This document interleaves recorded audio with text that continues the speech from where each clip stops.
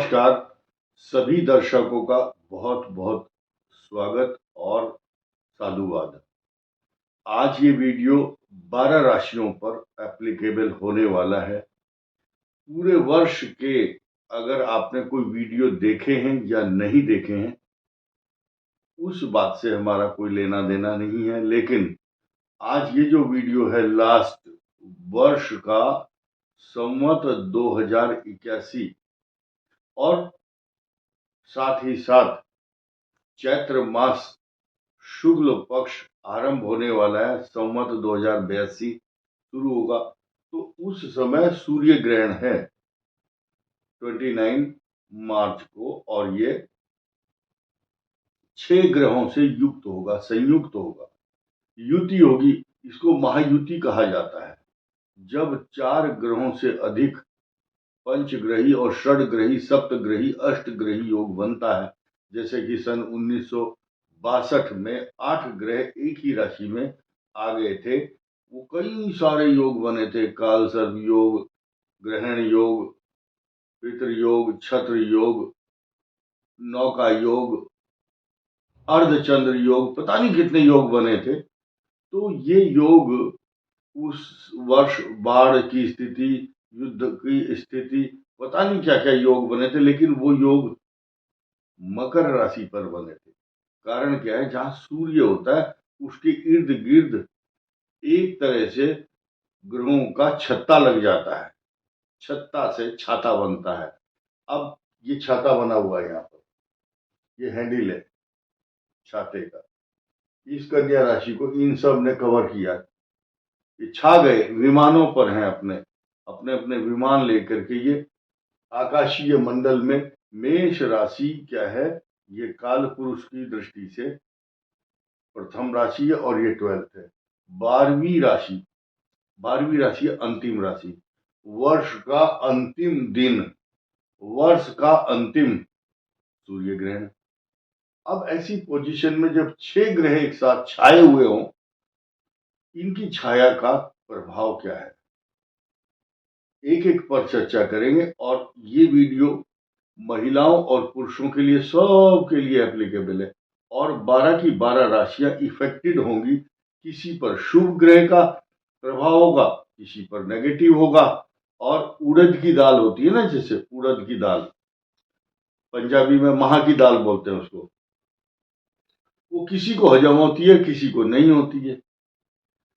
और किसी को कोई सब्जी पसंद है या हजम हो जाती है जल्दी, है किसी को नहीं होती। इसी राशि को ये 6 ग्रहों का संयोग, महायुति अच्छा फल देगी, किसी को नहीं देगी। अब मैं शुरू करता हूं इन ग्रहों के हानि लाभ जो भी है और उपाय। 2 चीज ध्यान से सुनना और कमेंट करके बार बार या मैसेज करके पूछना बार बार। इतना संभव नहीं है, क्योंकि पूरे विश्व के लोग, हर व्यक्ति कोशिश करता है कि मुझे इंडिविजुअल पर्सनली मेरे कान में बताएं। आप सभी को ये कान, आपके कान में सुनने को आपको YouTube पर ये डाल दिया गया है, आप सुन सकते हैं। Please do not disturb. आपको जितना समझ में आता है, जितना हम बताते हैं, क्योंकि हमारे पास जितनी अकल है उतनी बात करेंगे, उतना ही आप सुन सकते हैं। उस दिन शनिवार भी है और अमावस्या का दिन है। बहुत बड़े विषय हैं ये। और पितृ दोष, काल सर्प दोष, पता नहीं कितने दोषों का विनाश करने के लिए भी आप अपना उपाय कर सकते हैं। अब हम बात करते हैं इन ग्रहों की। 29 मार्च को रात को 9:44 पर सूर्य का जो संचरण होगा वो शनि के साथ हो जाएगा। यानी कि सूर्य और शनि 2 मेन ग्रह हैं जिनकी पिता पुत्र की युति। बृहस्पति की राशि इस मीन राशि में हो रहा है, और चंद्रमा मीन राशि में रहेंगे। और उसी दिन रात को 9:45 पर पूर्व भाद्रपद नक्षत्र के चतुर्थ चरण में शनि का प्रवेश होगा। वो बृहस्पति का नक्षत्र है। बृहस्पति का नक्षत्र, बृहस्पति की राशि पर ही ये 6 के 6 ग्रहों की महायुति। और तांडव शब्द इसलिए कहा गया कि मीन राशि के चतुर्थ भाव में ये सुख सुविधाओं को छीनने वाला तथा अशांति और क्लेश विद्रोह करने वाला ये ग्रह भी आपके साथ में है। अब नया समीकरण, एक एक बात सुनिए ध्यान से। किन किन राशियों को यह प्रभावित करता है? इस सृष्टि में पहले भी ग्रहण हुए हैं और भविष्य में भी होते रहेंगे। पृथ्वी उठ करके कहीं नहीं जाती। जिन जिन राशियों पर इसका साइड इफेक्ट होगा वो आदमी भी कहीं नहीं जाएंगे। किसी को कोई कष्ट नहीं होगा। ये 6 के 6 ग्रह आकर के पृथ्वी पर आपके साथ युद्ध नहीं करेंगे, ना आपको कष्ट देंगे, ना डंडा दिखाएंगे, ना कोई आपका नुकसान होगा। सिर्फ क्या है, मन के ऊपर या शरीर के ऊपर प्रभाव डालता है। किसी को पेट खराब हो गया, किसी का मन अशांत है, किसी के साथ क्लेश है, कोई वाहन ठीक नहीं चला रहा है, किसी के साथ विचारों में असमानता, किसी की नौकरी से संबंधित समस्या, ये सारी बातें ये करता है। लेकिन किसी ग्रह के पास इतना टाइम नहीं है कि पृथ्वी पर आकर के आपसे लड़ाई करेगा। दूसरी बात, कनाडा, पुर्तगाल, स्पेन, आयरलैंड, फ्रांस और UK, Denmark, Germany, Norway, Finland और रूस से ये दिखाई देगा।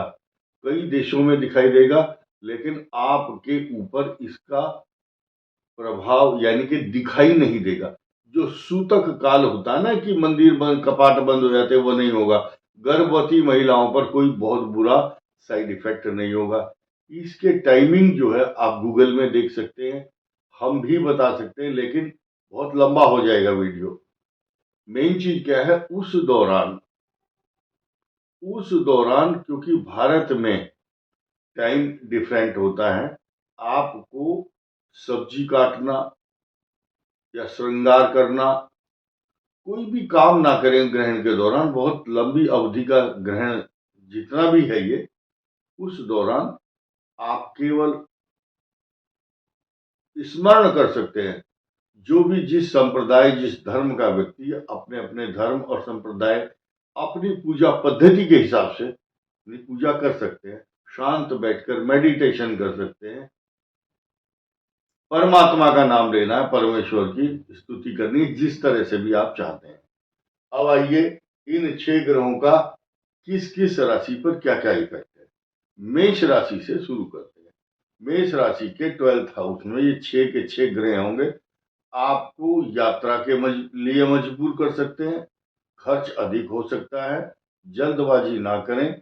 बहुत बड़े डिसीजन ना लें, खास तौर से प्रॉपर्टी या गाड़ी खरीदने के लिए। और गाड़ी ठीक से चलाएं, वाहन ठीक से चलाना है, क्योंकि ये जो है मेष राशि के लिए 12th हाउस में जल्दबाजी, नुकसान, हानि, पैसा खोया जाना, पर्स, एटीएम गुम ना करें।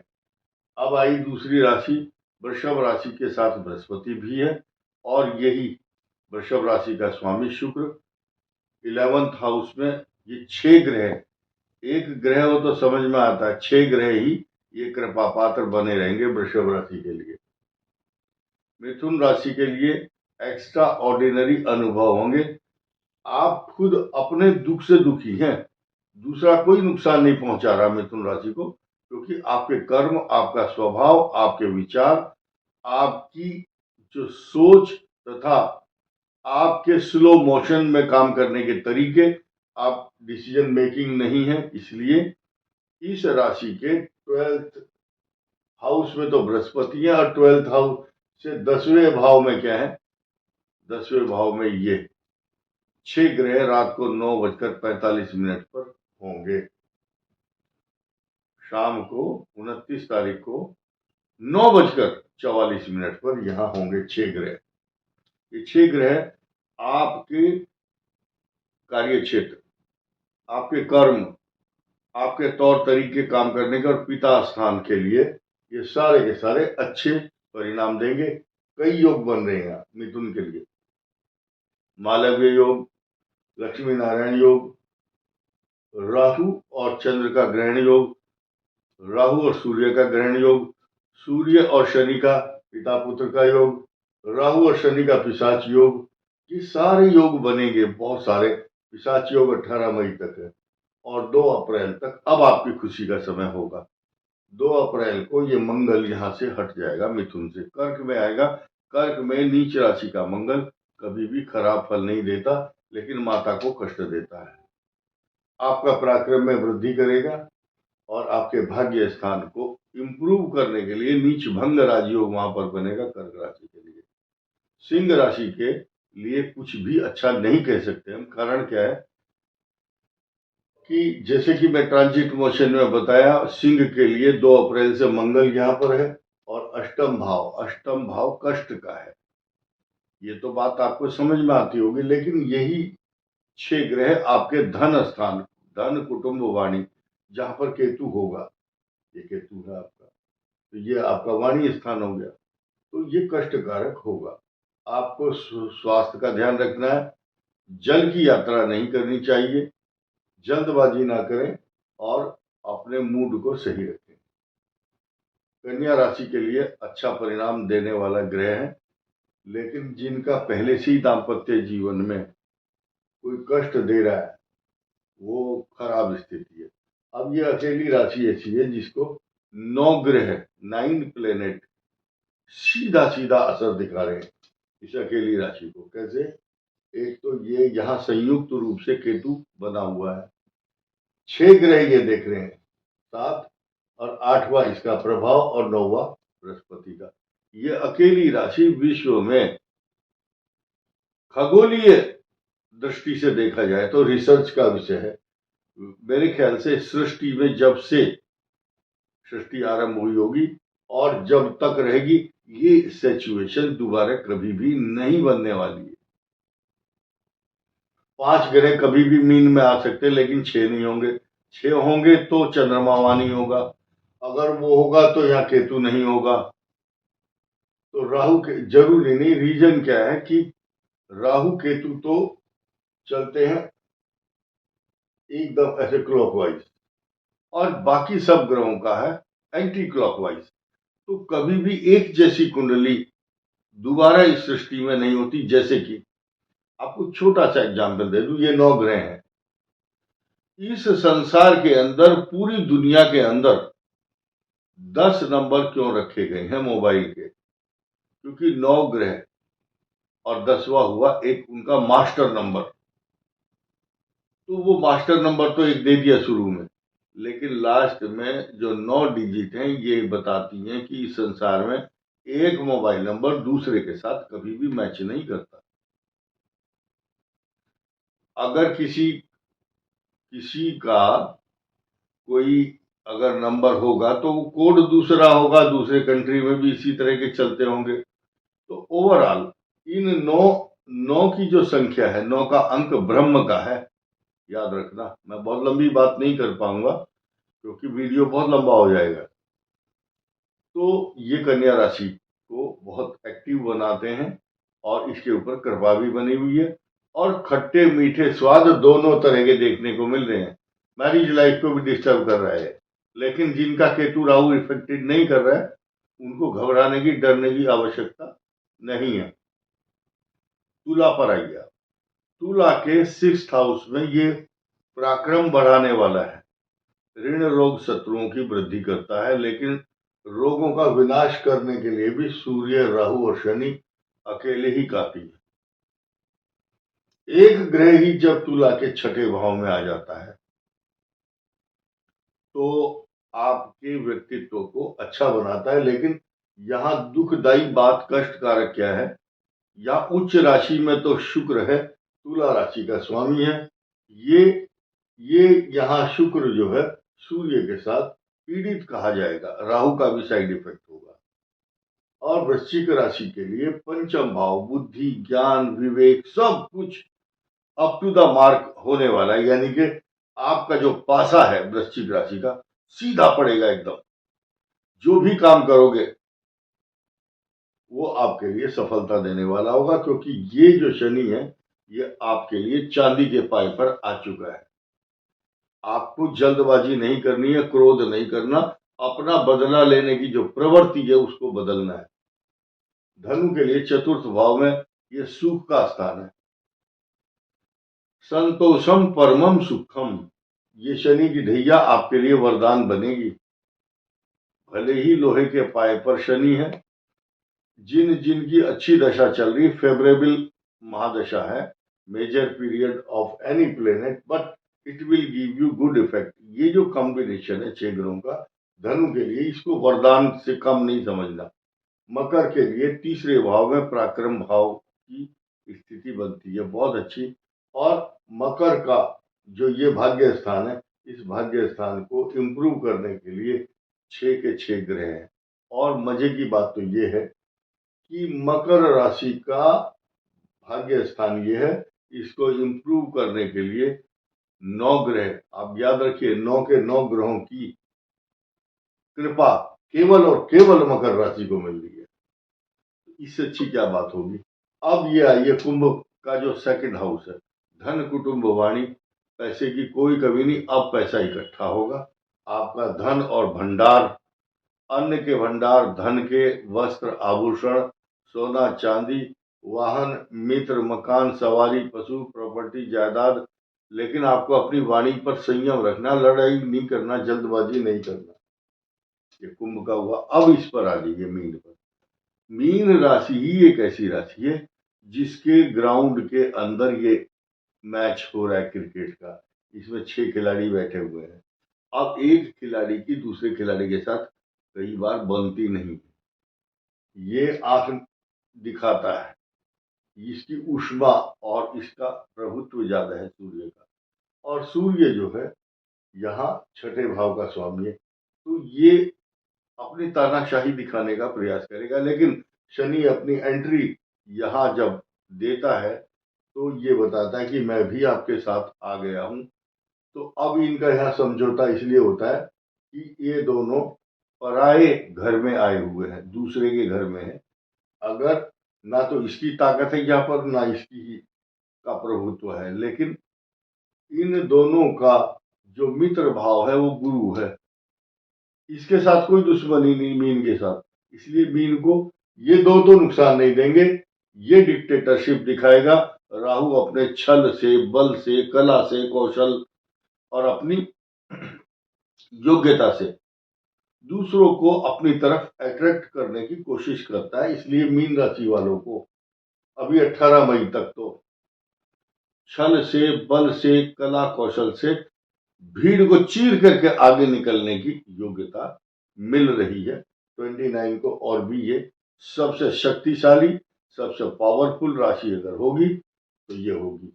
रीजन क्या है, इसका स्वामी पराक्रम भाव में है और ठीक 2 दिन के बाद इसका जो भाग्य स्थान है वो त्रिकोण में आएगा। यानी कि 2 अप्रैल से और भी पुष्ट, मजबूत, शक्तिशाली राशि बन जाएगी।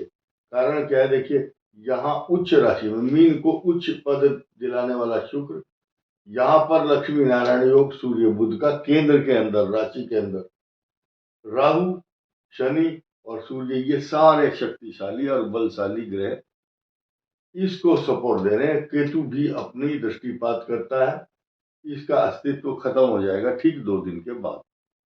मंगल ये पॉजिटिव देगा। तो मीन राशि बनी एक man of the match, man of the series, जैसे क्रिकेट में बाद में घोषणा की जाती है। तो कुल मिलाकर के कुछ राशियां अच्छे मानी जाएंगी, जैसे कि मकर, वृश्चिक, वृषभ, कन्या, कर्क, ये सारी राशियां अच्छी हैं। बाकी को सावधानी रखनी है। और जैसे कि मैंने बताया कि वर्ष की ये जो घटना है, साल की अंतिम घटना है सूर्य ग्रहण की, इससे डरने की आवश्यकता नहीं है। पृथ्वी पर, भूमंडल पर सूर्य के प्रभाव ज्यादा रहेंगे, क्योंकि सूर्य मंत्री भी है, सूर्य राजा भी है। अगले वर्ष का सिद्धार्थी नाम के संवत्सर में सूर्य की प्रधानता रहेगी। इसलिए आप लोगों को सूर्य की उपासना, आदित्य हृदय स्तोत्र का पाठ जो करता है उसको बहुत लाभ होगा, आमदनी होगी, डायनेमिक पर्सनालिटी होगी। वास्तव में नव वर्ष और ये जो ग्रहण का अंतिम दिन है, शनिवार की अमावस्या है, 30 तारीख को नवरात्र शुरू होंगे, पंचक समाप्त हो जाएंगे। उस दिन दोपहर के बाद घट स्थापन होगा। आपको पूजा पाठ करके इस वर्ष के अंतिम सूर्य ग्रहण का स्वागत किस तरह से करेंगे, जिनके ऊपर खराब ग्रहों का प्रकोप है। राहु के लिए आप जूता, चप्पल, कंबल या कोई वस्त्र पहना हुआ अन्न दान, मसूर की दाल दान करें। अब ये एक नया जो समाचार है आपके लिए कि जो मीन राशि है, इस पर सूर्य राहु, सूर्य चंद्र राहु, ये जो ग्रहण योग है शनिवार की अमावस्या, आपके पितृ देवता, इष्ट देवता, कुल देवता की प्रसन्नता के लिए आप उड़द, काले तिल और काली मिर्च लेकर के यज्ञ करें। अपने निकटतम किसी अच्छे विद्वान ब्राह्मण से संपर्क करें। और जो भी व्यक्ति अपने पितरों के निमित्त, जिसको ये डर लगता है मेरे पितृ नाराज हैं, क्योंकि पितरों की शांति जरूरी होती है। कई बार पितृ अतृप्त हैं, उनको जल देना, तिलांजलि, पुष्पांजलि, यवांजलि, सलिलांजलि, श्रद्धांजलि, ऐसा करने से पितृ प्रसन्न होंगे। कुछ लोगों का सिद्धांत क्या होता है, जीते जी जब तक पिता है या माता है उनका सम्मान नहीं करते, वृद्धाश्रम में डाल दिए, उसके बाद हर साल डरते हैं पितृ नाराज तो नहीं है, अब उनकी पूजा करेंगे। तो भाई उस दिन कर सकते हो, 29 मार्च 2025 शनिवार की अमावस्या पितृ शांति के लिए बेस्ट पीरियड रहेगा। इस वीडियो में इतना ही। धन्यवाद, नमस्कार।